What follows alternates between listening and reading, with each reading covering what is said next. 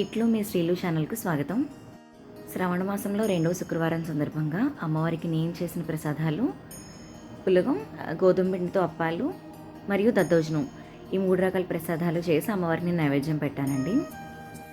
కానీ ఈ వీడియోలో నేను 3 రకాల రెసిపీస్ చూపించట్లేదండి. కేవలం దద్దోజనం మాత్రమే నా పద్ధతిలో ఎలా చేస్తానో నేను చూపిస్తున్నాను. అప్పాలకి ఇంకొక వీడియో చేస్తానండి.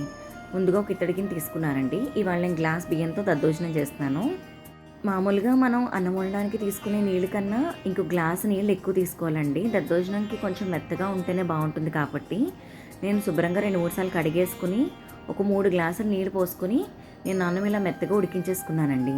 అన్నం నీళ్ళు వేడి మీద మెదిపితే కనుక మెత్తగా అయిపోతుందండి. మీరు అన్నం ఉడకపెడుతున్నప్పుడు రాళ్ళుప్పు వేసేసుకోవచ్చు.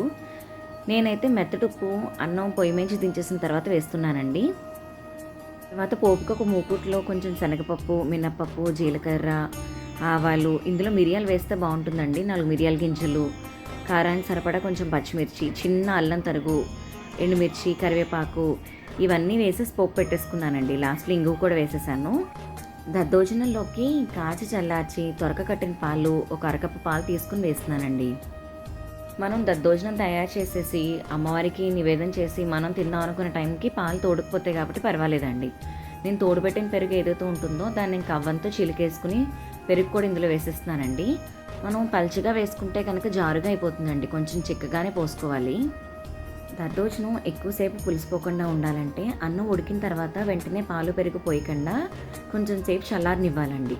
కొంచెం చల్లారిన తర్వాత అందులో అప్పుడు తొరక కట్టిన పాలు, పెరుగు ఇంకా పోపు వేసుకున్నాం అనుకోండి, మనం పొద్దున్న చేసుకుంటే సాయంత్రం వరకు కూడా దద్దోజనం పులవకుండా ఉంటుంది. అంతేనండి, చాలా సింపుల్గా అయిపోతుంది. ఇందులో మిరియాలు రుచి చాలా బాగుంటుందండి. మీకు నచ్చితే వాము కూడా వేసుకోవచ్చు. ఈ రెసిపీ మీకు నచ్చితే కనుక లైక్ చేయండి. మీకు ఎలా అనిపించిందో కమెంట్ చేయండి. మీ ఫ్రెండ్స్ అండ్ ఫ్యామిలీకి షేర్ చేయండి. మరిన్ని వీడియోస్ కోసం ఇట్లు మీ శ్రీలు ఛానల్కి సబ్స్క్రైబ్ చేయండి. Thank you for watching. మరొక మంచి రెసిపీతో మళ్ళీ మీ ముందుకు వస్తాను.